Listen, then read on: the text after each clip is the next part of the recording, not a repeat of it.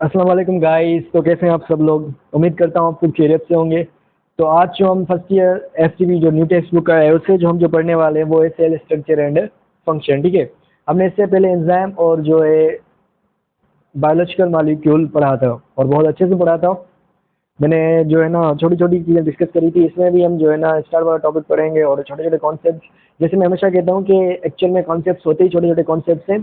छोटे कॉन्सेप्ट वो होते हैं लाइक वो आपके बेसिक यूनिट्स होते हैं, मोनोमर्स होते हैं जो आपके पॉलीमर यानी कि बड़े कॉन्सेप्ट बनाते हैं। अगर वो आपके स्ट्रांग है तो आप इजीली वो चीज़ें समझ सकते हो। ठीक है, तो आज हम जो है ना सेल स्ट्रक्चर फंक्शन का पहला टॉपिक स्टार्ट करेंगे जो कि इंट्रोडक्शन। और इंट्रोडक्शन में से यही बता रहा है कि हम सेल के बारे में पढ़ेंगे कि सेल को कैसे स्टडी किया गया अब तक। और उसके बाद जो है इसका that is technique use in cell biology. Cell biology में कौन सी टेक्निक यूज होती है और उन टेक्निक्स को यूज करने की क्या जरूरत पड़ी। अब जो हम जो सेल पढ़ते हैं ना कि भाई उसके अंदर न्यूक्लियस है, उसके अंदर एंडोप्लाज्म रेक्टिलम है, उसके बाद उसके अंदर गोल्जी बॉडी है, माइटोकॉन्ड्रिया है। तो सेल आप सबको पता है पहले ही कि सेल बहुत छोटा है। ठीक है, सेल पहले ही बहुत छोटा है तो हम उसको उसके फिर और छोटे जो ऑर्गेनेल्स थे उनकी हम स्टडी कैसे कर पा रहे हैं। ठीक है, तो ये क्वेश्चन है। तो ऐसा तो नहीं है ना कि भाई आपने सेल उठाया और आपको पता चल गया इसके अंदर न्यूक्लियस है और न्यूक्लियस के अंदर न्यूक्लियोलस है या राइबोसोम्स है जो कि बहुत छोटे हैं, या माइक्रोसोम्स है या माइक्रोट्यूबुल्स है या ट्यूबुलिन प्रोटीन से एक्स वाई जेड। ठीक है, ऐसे पता नहीं चला। तो साइंटिस्ट ने जो स्टडी करके हमें बताया है ना, तो जाहिर से कुछ ना कुछ मेथड्स होंगे, टेक्निक्स होंगी जिनके थ्रू वो पढ़े होंगे। तो वही टेक्निक्स हम मेथड्स हम पढ़ने वाले हैं। And I can say you are going to be a scientist. तो वो कौन से टेक्निक्स है जिससे आप सेल को स्टडी करते हो। ठीक है, तो उसमें पहला आता है cell fractional centrifugation and sedimentation. यहाँ पे कुछ 9 टेक्निक्स लिखी गई है जिनमें से हम 4 आज डिस्कस करेंगे। हम पहले 9 इसको देख लेते हैं। Differential staining, micro dissection, chromatography, electrophoresis, spectrophotometry, tissue culture, microscopy, measurement of cell and their organelle size. ठीक है, नाम से आपको अंदाजा हो गया होगा। नहीं तो हम सबको डिटेल में पढ़ेंगे वन बाय वन। आज जो हम पढ़ने वाले हैं वो है cell fractional centrifugation, sedimentation, differential staining, micro dissection और उसके बाद है टिश्यू कल्चर। ठीक है, ये 4 हम पढ़ेंगे क्योंकि जो टॉपिक में इसी मतलब बुक में यही सीक्वेंस वाइज से 4 पहले आ रहे हैं। तो हम इनको चारों को डिस्कस कर लेते हैं। ये बिल्कुल ईजी है। पहला वाला जो है ना वो इम्पोर्टेंट है, उसको समझ ले। तो सेल फ्रैक्शनल, अब आपको पता होगा कि यहाँ से हम मार्कर चेंज कर लेते हैं कि सेल फ्रैक्शन, फ्रैक्शन वर्ड का जो मतलब है ना उसका मतलब ही यही है कि मतलब कि उसको फ्रैक्शंस में यानी कि पार्ट्स में क्या उसको पार्ट्स में या कंपोनेंट्स में डिवाइड करना, इसका अर्थ है सेल फ्रैक्शन। तो यहाँ पे हम फ्रैक्शन का मतलब ये होता है कंपोनेंट्स में डिवाइड करना। तो यहाँ पे हम सेल को कंपोनेंट्स में डिवाइड करेंगे। क्या करेंगे? सेल को कंपोनेंट्स में डिवाइड करेंगे और उस मेथड को, उस टेक्निक को हम क्या बोलते हैं? सेल फ्रैक्शनेशन बोलते हैं। ठीक है, सिंपल है। मैं तो कहता हूँ कि मैंने पहले भी कहा था मैं आपको जो है ना बायो की टर्मिनोलॉजी सिखाऊंगा, बायो की लैंग्वेज सिखाऊंगा कि बायो कैसे बात करती है। तो यहाँ से हम पिछले भी मैं पीछे भी सिखा के आया हूँ और अभी भी यहाँ से हम वर्ड बाय वर्ड सीखते चलेंगे। तो यहाँ पे क्या लिख रहा है? Isolation of cellular components. जो मैंने पहले ही कहा उस कंपोनेंट्स को आप ब्रेक करते हैं, उनकी isolation to determine their structure and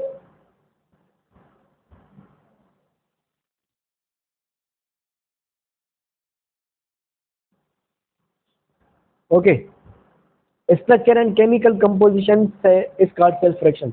कि जो आपके सेल के कंपोनेंट्स है लाइक आपका न्यूक्लियस है, ठीक है, या आपका माइटोकॉन्ड्रिया है कि वो सेल के अंदर कैसे बना हुआ है, उसकी स्ट्रक्चर क्या है, उसकी केमिकल कंपोजिशन क्या है, माइटोकॉन्ड्रिया के अंदर कौन से केमिकल है, आपके न्यूक्लियस के अंदर कौन से केमिकल है। तो ये सारी जो हम स्टडी करते हैं ये हम स्टडी करते हैं सेल फ्रैक्शन के थ्रू। किसके थ्रू करते हैं? सेल फ्रैक्शन के थ्रू। ठीक है, तो और इस मेथड को हम क्या कहते हैं? Cell fractional.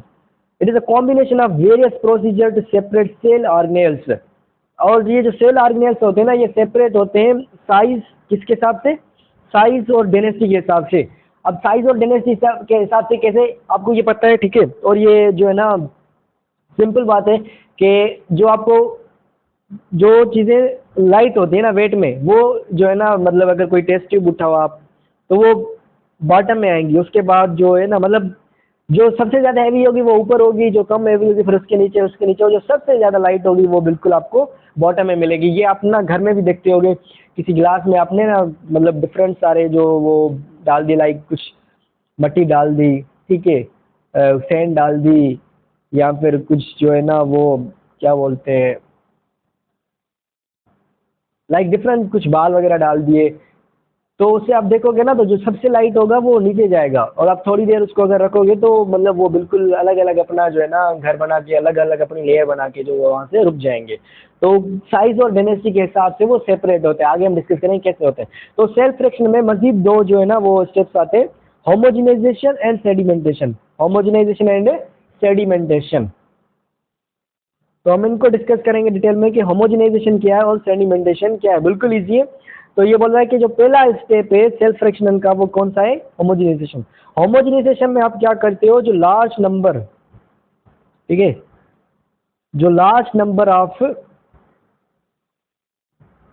सेल्स होते हैं उनको आप जो है ना ब्रेक करते हो, ठीक है। सिमिलर टाइप के जो है ना बहुत ज़्यादा जो बड़े सेल्स हैं उनको आप ब्रेक करते हो, उसको हम क्या बोलते हैं, होमोजेनाइजेशन। मैं बताता हूँ कैसे होता है, ठीक है। In ice cold medium, ice cold medium का मतलब क्या है, आइस कोल्ड मीडियम मतलब कि ये लिखा हुआ है यहाँ पे कि उसका temperature as cold as ice. उसका आप टेम्परेचर ऐसे लोगे जो टेम्परेचर जो है ना वो आपका आइस का होता है, वही आप उसका टेम्परेचर लोगे। और प्रॉपर पीएच आपको पता है कि इस सेल के पार्ट्स होते हैं वो भी जो है ना जो उसकी कंपोनेंट्स हैं, जो उसके ऑर्गेनेल्स हैं, स्पेसिफिक पीएच पे वर्क करते हैं। यहाँ पर अगर आप कोई भी लेबोरेटरी में एग्जैक्ट वाली लेबोरेटरी में होते हैं तो वहाँ पे पीएच, टेम्परेचर, ये सारी चीज़ें मैटर करती है, यानी कंपोजिशन। ओके, ये मेन बात है। They are place in homogenizer और मोटर और ए पेसिल। अब होमोजेनाइजर क्या होती है, होमोजेनाइजर एक मशीन होती है। होमोजेनाइजर क्या होती है, एक मशीन होती है, like it's like a juicer machine, ठीक है। होमोजेनाइजर क्या होती है, आपकी जूसर मशीन होती है। यहाँ पे ये दिखाई गई है, अगर आपको दिख रहा है तो यहाँ पे, ठीक है। मैं इसको वरना जूम करता हूँ। ये आपकी क्या है, ये आपकी होमोजेनाइजेशन मशीन है, जूसर मशीन की तरह होती है। ये इसने तो जूसर मशीन ही बना दी है, लेकिन थोड़ी वो अलग होती है, लेकिन उसका काम वही होता है, ग्राइंड करना, ठीक है। वो अगर आप पिक्चर वगैरह यूट्यूब पे या जो है ना गूगल पे देख सकते हैं, तो मतलब एक जूसर मशीन की तरह उसको ग्राइंड करना उसका काम होता है। और इसमें दो और वर्ड यूज हुए हैं, ये वाले, अगर आपको दिख रहे हैं, दो मार्कर का कलर चेंज करते हैं, मोटर और पेस्टल। मोटर और पेस्टल भी वो जो है ना, ठीक है। तो ये जो मैं आपको दिखा देता हूँ, मोटर और जो पेस्टल, हम किसको आपने देखा होगा घरों में होती है, ये दो बार दिखा गई है इसको, ठीक है। कि जो है ना मोटर और पेस्टल मतलब यहाँ से ही नहीं है, इसमें ऐसा नहीं है कि आप इसमें से लेके जो है ना वो मतलब ग्राइंड करना शुरू कर दें। ये बता रहा है कि होमोजेनाइजर जो है ना वो एक जूसर मशीन की तरह होता है, या जो है ना मोटर पेस्टल की तरह होता है, जिसका काम होता है सेल को ग्राइंड करना या साइंटिफिक करना, जो हम आगे आगे आपको दिखाएं पढ़ाएंगे कि वो कैसे होता है। तो ये मेन चीज़ है, मतलब जो ना वो कॉन्सेप्ट क्लियर होना चाहिए, ठीक है। Okay, and for plant cells and enzyme, अब यहाँ पे एक और बात लिखी गई है कि पेक्टिनेज एंजाइम जो है ना वो हम यूज करते हैं। कौन सा एंजाइम, पेक्टिनेज। अब पेक्टिनेज आपको पता है ये किसको शो कर रहा है, पेक्टिन को, किसको, पेक्टिन को, ठीक है। पेक्टिन मतलब ये पेक्टिनेज एंजाइम क्या करेगा, पेक्टिन को डाइजेस्ट करेगा। बेसिकली पेक्टिनेज क्या होता है, मिक्सचर ऑफ एंजाइम होता है। क्या होता है, मिक्सचर ऑफ एंजाइम। पेक्टिनेज क्या होता है, मिक्सचर ऑफ एंजाइम। और वो कौन से एंजाइम होते हैं, वो होते हैं हाइड्रोलाइटिक एंजाइम। कौन से आपके एंजाइम होते हैं, हाइड्रोलाइटिक। और आपको पता है हाइड्रोलाइटिक एंजाइम्स कौन सा काम करते हैं, हाइड्रोलाइटिक एंजाइम्स हमेशा आपका डाइजेशन का काम करते हैं। तो ये जो पेक्टिनेज एंजाइम है, जो आपके सेल्स होते हैं ना, क्या होते हैं आपके सेल्स, कैसे बने होते हैं, ये एक सेल, ये एक सेल, ठीक है। तो ये बीच में मिडिल लेमिला के थ्रू कनेक्टेड होते हैं, ठीक है। और इनमें क्या होता है, पेक्टिन होता है, सेल्यूलोज, पेक्टिन, हेमीसेल्यूलोज, आपको पता है। तो यहाँ पे पेक्टिनेज एंजाइम आएगा। कौन सा, पेक्टिनेज, जो मिक्सचर ऑफ हाइड्रोलाइटिक एंजाइम्स है। कौन से, हाइड्रोलाइटिक एंजाइम्स, जिनका काम होता है डाइजेशन करना। तो ये जो बीच वाली वाले ना पेक्टिनेज एंजाइम, इसको डाइजेस्ट कर देगा और ये सेल्स जो है आपस में सेपरेट हो जाएंगे। इसका ये काम होता है, क्योंकि हमें इन सबको सेपरेट करके स्टडी करना है ना। तो यहाँ इसका मतलब यही है, डाइजेस्टिंग द मिडिल लेमिला, और उनको सेपरेट कर लेता है, ठीक है। अब इसमें ये जो है ना सारा के ये जी या फिर ये 15 मिनट, 1 लेग जी, 150 लेग जी, तो ये सारा जो है हम आगे आगे जो है ना इसमें सेडिमेंटेशन में मैं आपको बताऊंगा इसका मतलब क्या होता है। तो हम आगे जाके रीड करते हैं और उसके बाद उसको देखते हैं, ठीक है। अब सेडिमेंटेशन, सेडिमेंटेशन आपका प्रोसेस क्या है, जो मैंने आपको बताया ना कि जो छोटे ऑर्गेनेल्स होते हैं वेट के हिसाब से, जो आपका ज़्यादा हैवी होगा वो ऊपर रहेगा, ठीक है। और जो आपका ज़्यादा लाइट होगा वो मतलब बिल्कुल बॉटम में रहेगा। तो उनकी जो सेटल डाउन है ना, जिस सेल्फ फ्रैक्शन करने के बाद ये जो वेट के हिसाब से, साइज और डेंसिटी के हिसाब से नीचे सेटल डाउन हो रहे हैं किसी भी टेस्ट ट्यूब में, तो हम उसको, उस प्रोसेस को हम क्या बोलते हैं, that process is known as a sedimentation. उस प्रोसेस को हम क्या बोलते हैं, सेडिमेंटेशन बोलते हैं, ठीक है। The process of setting down the cell organise basis of density and mass, density और मास के हिसाब से आप उनको जो नीचे जो है ना सेट डाउन करते, that is known as a sedimentation. आप समझ गए होगी। जितना आपका पार्टिकल स्मॉल होगा, ठीक है, उसको आपको ज्यादा ग्रेविटेशनल फोर्स लगाना पड़ेगा। जी जो है आपको उतनी ज्यादा लगानी पड़ेगी, पीछे जी लिखी हुई थी ना, वो मैं डायग्राम आपको पूरा समझाता हूँ। तो उसको ज्यादा जी ग्रेविटेशनल फोर्स लगानी पड़ेगी क्योंकि बहुत ज्यादा लाइट है ना, ठीक है। तो उसको सेपरेट करने के लिए आपको, क्योंकि लाइट है और बहुत स्मॉल है, तो स्मॉल है तो वो उनके साथ जो है ना, मतलब जाहिर सी बात है, अब बड़ी चीज़ वो आराम से जो है ना आप ऊपर से उठा के साफ कर लोगे या निकाल लोगे, लेकिन छोटी चीज़ का आप क्या करोगे, तो उसके लिए आपको ज़्यादा ग्रेविटेशनल फोर्स लगानी पड़ती है। और उसके लिए जो है ना सेंट्रीफ्यूज इंस्ट्रूमेंट, मैं बताया ना सेंट्रीफ्यूज इंस्ट्रूमेंट। अब सेंट्रीफ्यूगेशन प्रोसेस या सेंट्रीफ्यूज इंस्ट्रूमेंट क्या होता है, अगर आप कभी, ठीक है, अगर आप कभी जो है ना लेबर गए तो लेबोरेटरी में ब्लड टेस्ट करवाने मलेरिया टाइफाइड के लिए या फिर किसी और चीज़ के लिए, अगर आप उनके केबिन में अंदर गए हो, क्योंकि वो आपका ब्लड सैंपल बाहर लेते हैं और एक सेंट्रीफ्यूगेशन वाला प्रोसेस अंदर ही करते हैं, अगर आप उनके केबिन में अंदर गए तो वहाँ पे एक सेंट्रीफ्यूगेशन मशीन पड़ी होती है जिसमें टेस्ट ट्यूब पड़े होते हैं। और उस मशीन का क्या काम होता है, वो मशीन जो है ना वो उस आपके ब्लड सैंपल को गोल गोल घुमाती है। तो आप जब भी, अगर आप जब भी जाओ ना, अल्लाह ना करे आपको कुछ हो, लेकिन अगर कभी आप जाएँ तो आप उनसे पूछना कि जो ये आप सेंट्रीफ्यूगेशन कर रहे हैं, ठीक है, मतलब ये जो आप कैसे आपको पता चलेगा कि मेरे को, जब मैं मतलब या अभी भी मैं उनसे पूछता रहता हूँ कुछ भी हो तो, कि आप ये आपको कैसे पता चल रहा है यहाँ में मलेरिया या टाइफाइड है, क्योंकि जो आपका एमडीकेड एस्पायरेंट है ना, तो वो इन सारी चीज़ों को पहले से एक्सप्लोर करेगा, क्योंकि उसको फिर मेडिकल फील्ड में ही जाना है, एमबीबीएस में। खैर, तो काम की बात करते हैं, तो वो आपको बताएगा कि इसमें जो है ना ये सेंट्रीफ्यूज हो रहा है, मतलब ये घूम रहा है और इसमें जो लाइट पार्टिकल्स होंगे वो बॉटम में आएंगे, लाइक मैं आपको बताता हूँ, और हैवियर ऊपर आएंगे।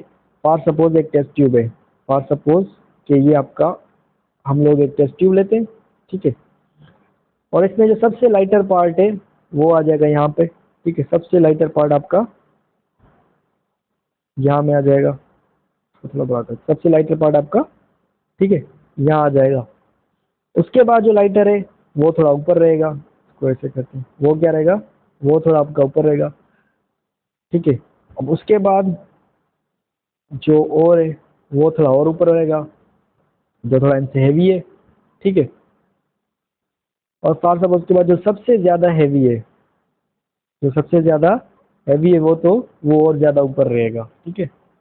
तो ऐसे होता है। तो यहाँ से देखो, आपको अब यहाँ से पता चल रहा है कि अलग अलग सेल्स हैं, क्या है, अलग अलग सेल्स हैं, तो वो ऐसे सेंट्रीफ्यूज करते हैं और जब वो घूमता है तो आपको जो है ना सेल्स अलग अलग होके दिखा देंगे भाई, कि सेल्स के जो ऑर्गेनेल्स हैं या मलेरिया या टाइफाइड कोई भी चीज़ क्यों होती है, क्योंकि इसमें आपके पैथोजेंस आ जाते हैं, ठीक है। तो जो ये सेटल डाउन का प्रोसेस है, इसी को हम सेडिमेंटेशन बोलते हैं, और ये सेंट्रीफ्यूज एक इंस्ट्रूमेंट होता है, उस प्रोसेस को हम सेंट्रीफ्यूगेशन बोलते हैं, ठीक है, जो उसको घूमता है साइकिल्स पर मिनट। तो और उसके लिए यहाँ पे जो है ना ये कांस्टेंट नहीं होती, बताई गई है, लेकिन आप इसके लिए याद भी कर सकते हो, इंस्ट्रूमेंट, ठीक है, its rotation can be up to 60,000 cycles per minute, कितनी साइकिल्स पर मिनट हो सकती हैं, ठीक है, ओके। जो आपका सेंट्रीफ्यूगेशन मेथड है वो आइसोलेशन ऑफ सेल ऑर्गेनेल्स और उसके कंपोनेंट को अलग करने के लिए, आइसोलेट करने के लिए यूज होता है। मैंने आपको पूरा जो डायग्राम बना के बताया। और ये जो जिसकी जो साइकिल्स पर मिनट है ना, कि कितनी साइकिल्स उसकी एक मिनट में हो रही है पर मिनट, उसको हम क्या बोलते हैं, सेडिमेंट रेट, सेडिमेंटेशन रेट बोलते हैं हम उसको, ठीक है। और ये मैंने आपको बता दिया, जिसकी जो है ना लोअर स्पीड होगी तो आपके हेवियर पार्टिकल्स पहले ही ऊपर आ जाएंगे। अगर आपको छोटे पार्टिकल्स को अलग करना है तो आपको स्पीड और ग्रेविटेशनल फोर्स दोनों बढ़ानी होगी। तो आपको जो है ना स्टेप वाइज जो है रोटेटर को इंक्रीज करना पड़ेगा जब तक आपको अपना टारगेट नहीं मिल जाए। टारगेट मतलब आपको राइबोसोम्स चाहिए, तो ऐसा नहीं है राइबोसोम्स आपको सबसे पहले मिल जाए, राइबोसोम्स आपको सबसे लास्ट मिलेंगे क्योंकि सबसे छोटे हैं, ठीक है। और वो कैसे होता है मैं आपको बताता हूँ, ये आप थोड़ा कॉन्सेप्ट समझो, मैं आपको बताता हूँ कैसे होता है। ये पिछली ग्राफ है, लो स्पीड लार्जर पार्टिकल्स और जो यहाँ पे ना सुपर टेंट फ्लूइड। अब इसमें ये बता रहा है कि फिर आपके जो आपको ऊपर वाला फ्लूइड आ गया उसको आप निकाल के दूसरे टेस्ट ट्यूब में शिफ्ट कर दो। मैं बता रहा हूँ कुछ ऐसा भी है, डायग्राम आप देखना गौर से, आपको आराम से जो है ना वो सारा समझ आ जाएगा, ठीक है, ओके। इसको अगर हम थोड़ा सा जूम कर लें, देखें होता है, ठीक है, तो इतना, ओके। देखें इसमें आपने टिश्यू सेल्स डाले, ठीक है, इस टेस्ट ट्यूब में, यहाँ पे होमोजीनेट किया, होमोजीनेट मतलब आपने होमोजीनेटर मिक्सर में लगा दिया, डाल दिया इसको। उसके बाद 800 ग्राम और 800 जी, सॉरी 800 ग्राम नहीं, 800 जी आपने उसको लगाया, मतलब इतना आपने ग्रेविटेशनल फोर्स लगा दिया उसमें, और उसको 10 मिनट लगे। अब आपको यहाँ पे नीचे दिखाई दे रहा है, अगर मैं थोड़ा और जूम करूँ तो आपको यहाँ पे नीचे ये पिंक दिखाई दे रहा है, क्या पिंक। अब ये जो आपको नीचे पिंक मिला है, ये क्या है, न्यूक्लिया है, क्योंकि न्यूक्लिया और उसका सेलुलर ड्रेविस, क्योंकि न्यूक्लिया सबसे हैवी और सबसे लार्जेस्ट पार्टिकल होता है, ये आपको याद रखना चाहिए एमसीक्यूज के लिए।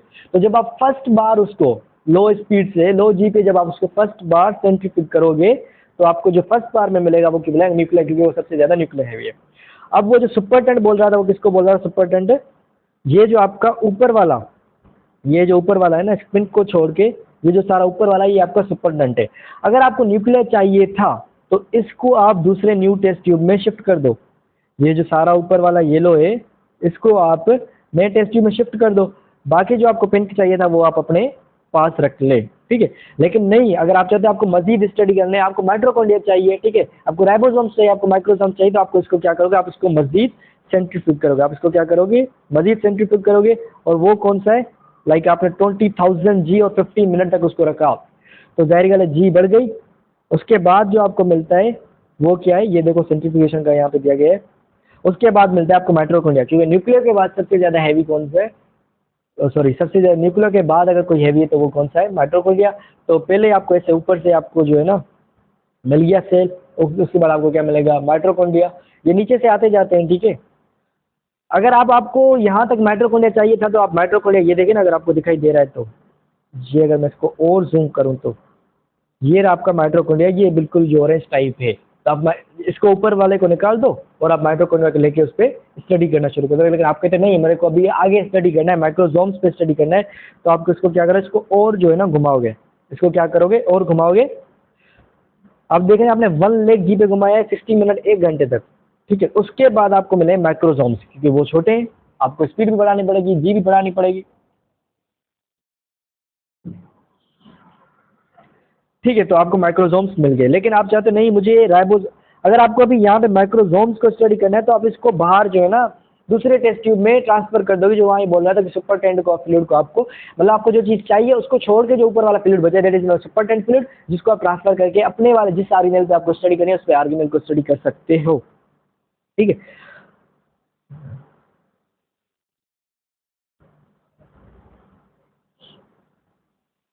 ओके, अब आगे आगे देखिए, आप 150 लेग जी देते हैं 3 घंटे के लिए, ठीक है, क्या देते 3 घंटे, और उसके बाद आपको मिलते हैं राइबोसोम्स। क्या मिलते हैं, राइबोसोम। देखें आपने जी भी बढ़ाई, आपने स्पीड बढ़ाई, अपने टाइम भी बढ़ाया, क्योंकि आपको जो बिल्कुल छोटी चीज़ चाहिए जो आपको लास्ट में मिलेगी, जाहिर सी बात है पहले हैवी हैवी जो है ना वो आपके निकलेंगे। तो ये आपके होता है सेडिमेंटेशन, या सिंपली मैं बोल सकते हो सेल्फ फ्रैक्शन। देखो अब मैं कैसे कैसे इससे न्यूक्लिया अलग किया, इससे माइटोकॉन्ड्रिया अलग किया, इससे माइक्रोसोम, इससे राइबोसोम्स हमने अलग कर लिए। This process known as cell fraction, जिसमें आपकी होमोजेनाइजेशन और क्या आती है, सेडिमेंटेशन आती है, ठीक है। तो ये हो गया आपका। उसके बाद आते हैं हम डिफरेंशियल स्टेनिंग पे। अब डिफरेंशियल स्टेनिंग वो कुछ ज़्यादा, ये अब नाम से ज़ाहिर है। डिफरेंशियल स्टेनिंग, स्टेनिंग मतलब अब बोलते हैं आप कोई डाई यूज़ करो, कोई कलर यूज़ करो किसी चीज़ को, किसी ट्रांसपेरेंट चीज़ को देखने के लिए, क्योंकि सारी चीज़ें फॉर सपोज मैं आपको ट्रांसपेरेंट दे दूँ तो, और उन पे आपको स्टडी करने हो तो आप कैसे डिफरेंशिएट करोगे, तो कौन सी वाली चीज़ कौन सी है, तो उसके लिए हम जो है ना वो कलर यूज़ करते हैं। फॉर सपोज WBC सेल है हमारी बॉडी में, ठीक है, अब तो वो ट्रांसपेरेंट है, वाइट होते हैं। अब मुझे स्टडी करनी है तो मुझे कैसे पता चलेगा कि भाई मतलब कि ये वही सेल जिसमें मैं स्टडी कर रहा था, जो मैंने उठाया था, या ये वही इन्फेक्टेड सेल है।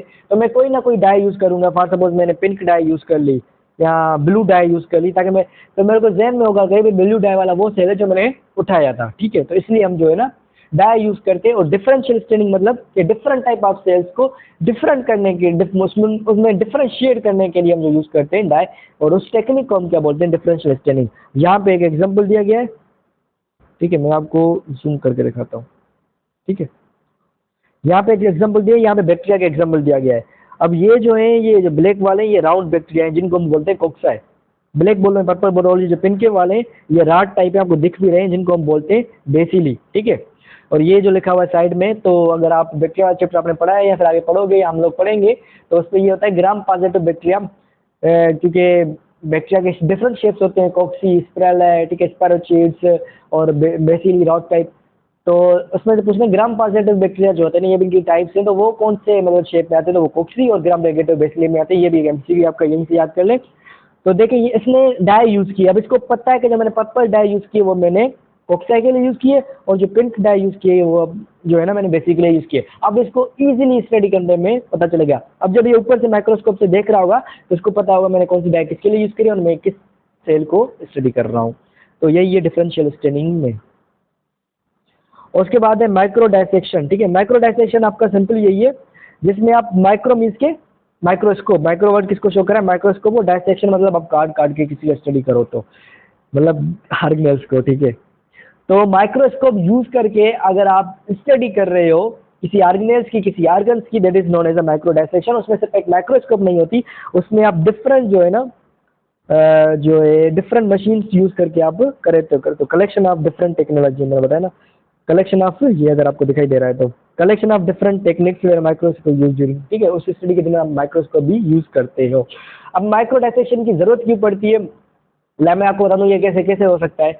अगर आप में से किसी ने एंडोस्कोपी करवाई है, या यहाँ पे देखें ना, इसने बताया कि ट्रीटमेंट ऑफ डिफरेंट डिजीज को ट्रीटमेंट करने के लिए, वो डिजीज कौन सी होती है, लाइक ब्रेन सेल्स में आपका ट्यूमर आ गया, ठीक है, हार्ट सेल्स, तो वहाँ पे जो है ना एक कैमरा टाइप जाता है जिसको माइक्रोस्कोप भी बोल सकते हो आप, जो वहाँ पे आपको मॉनिटर, यहाँ पे लिखा हुआ है या नहीं, यहाँ पे नहीं लिखा हुआ, वो आप अगर फॉर सपोज, तो वो आपको यहाँ पे मॉनिटर करके दिखाता है। मॉनिटर पे एलसीडी लगी होती है, डॉक्टर या जो आपको डायग्नोज कर रहा है वो देख रहा होता है वहाँ पे, वो माइक्रोस्कोप कैमरा होती है। इससे भी इजी मिसाल देता हूँ मैं, अगर आप में से किसी ने एंडोस्कोपी कराई, अल्लाह ना करे जरूरत पड़े, या फिर किसी रिलेटिव की हुई है, तो एंडोस्कोपी क्या होता है, एक पाइप होता है, उसके जो है ना एंड पे कैमरा लगा होता है, वो आपकी थ्रू एजेस या थ्रू माउथ आपकी बॉडी में डालते हैं, जिससे आपके स्टमक या इंटेस्टाइन या फिर इनर पार्ट की स्टडी होती है, वो आपके माउथ से डालते हैं, और सामने जो है ना एलसीडी में जो है ना वो दिख रहा होता है, वो डॉक्टर देख रहा होता है, बहुत क्लियर दिखाई दे रहा होता है, ठीक है।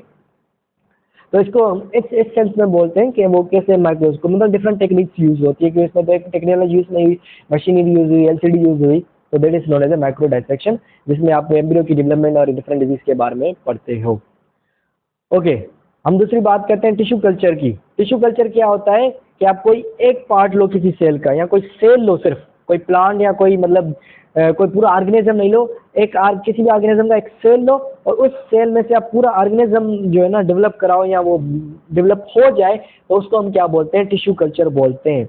यहाँ पे इसने एग्जाम्पल दिया हुआ है, और ये मोस्टली शुरू हुआ था, फर्स्ट बार जो है ना शुरू हुआ था मोस्टली फर्स्ट बार प्लांट से, और यहाँ पे एक वर्ड यूज हुआ है टोटीपोटेंट। टोटीपोटेंट हम उस सेल को बोलते हैं जिसमें पूरा ये पोटेंशियल हो कि वो इमेच्योर सेल पूरे जो एक मैच्योर ऑर्गेनिज्म में कन्वर्ट हो जाए, that cell is known as a totipotent. Toti means के टोटल और पोटेंट मीन्स के पोटेंशियल, उसमें पूरा पोटेंशियल, उसमें पूरी वो वो पावर होनी चाहिए एक सीड से, एक सेल से पूरे जो है ना ऑर्गेनिज्म में कन्वर्ट होने की, that is not totipotent cell. और इसने जो फर्स्ट टाइम एक्सपेरिमेंट किया था वो कैरेट पे किया था, ये याद रहना चाहिए। और उसमें मीडियम कंटेनिंग शुगर में, अब आपको उसको जिस मीडियम में रख रहे हो, फॉर सपोज यहाँ पे पिक्चर्स होगी, ये आपका उसका मीडियम है, किसी भी अगर आप उसको पॉट में रख रहे हो, बीकर में रख रहे हो, टेस्ट ट्यूब में रख रहे हो, तो उसका मीडियम है, उसको आप पूरे न्यूट्रिएंट्स दो। प्लांट के लिए कौन से न्यूट्रिएंट्स होते हैं, आप उसको शुगर दो, आप उसको मिनरल्स दो, आप उसको जो है ना वाटर दो, आप उसको विटामिन दो, ताकि वो ग्रो करे। मतलब आप जिस मीडियम में उसको प्रोवाइड कर रहे हो, मेक श्योर कि उसमें ये सारे न्यूट्रिएंट्स आपके होने चाहिए, ठीक है। ओके, और इसमें कोकोनट ऑयल भी एडिट किया। कोकोनट ऑयल की एड किया, इसमें प्लांट हार्मोन्स होते हैं, और प्लांट हार्मोन्स कौन से होते हैं कोकोनट ऑयल में, ये मैं लिख के देता हूँ, ये मैं यहाँ पे लिख देता हूँ और मिटा देता हूँ इसको। साइटोकिनिन, कौन से हार्मोन होते हैं, साइटोकिनिन होता है कोकोनट ऑयल में मोस्टली। साइटोकिनिन का काम क्या होता है, वो आपकी सेल डिवीजन कराता है। क्या कराता है साइटोकिनिन, क्या कराता है, आपकी सेल डिवीजन कराता है, सेल डिवीजन कराएगा आपकी साइटोकिनिन, ठीक है। और एक्सपेंशन करता है, सेल एक्सपेंशन, मतलब जाहिर सी बात सेल डिवीजन आप समझ रहे हो, सेल डिवाइड होगा तभी तो सेल बढ़ेगा, तो ये आपको कौन कराता है, साइटोकिनिन, और इसलिए उसने कोकोनट मिल्क जो है ना वो यूज किया था। और दे प्रोड्यूस, वो एक केलस प्रोड्यूस करते हैं। केलस क्या होता है आपका, केलस क्या होता है, केलस होता है अनडिफरेंशिएटेड सेल्स। क्या होता है अनडिफरेंशिएटेड, अनडिफरेंशिएटेड सेल्स हम बोलते हैं इमेच्योर सेल्स, जिसमें मैच्योर सेल्स वाली कोई जो है ना जो खासियत ना हो, लाइक वो ना डिवाइड हो सके, ना जो बढ़ सके अभी नाउ कंडीशन में, इसको बोलते हैं हम अनडिफरेंशिएट सेल्स, यानी कि वो किसी और ऑर्गेनिज्म में डिफरेंशिएट ना हुआ, सॉरी किसी और ऑर्गन में डिफरेंशिएट या किसी और सेल में डिफरेंशिएट ना हुआ हो। ओके, तो यहाँ पे देखो केलस बना, अनडिफरेंशिएट ग्रुप ऑफ सेल्स जो आगे चल के शूट और रूट में कन्वर्ट होगा, एक ऑर्गन में कन्वर्ट होगा और उससे फिर एक नया प्लांट निकलेगा। और ये टेक्निक यूज़ करते हैं हम कुछ टिश्यूज़ की ट्रांसप्लांटेशन के लिए, लाइक कोई कैंसर सेल्स या कोई कैंसर का पेशेंट है तो उनकी हेल्प के लिए। ठीक है, तो ये आज तक यही था, होप सो आपको समझ आ गया होगा।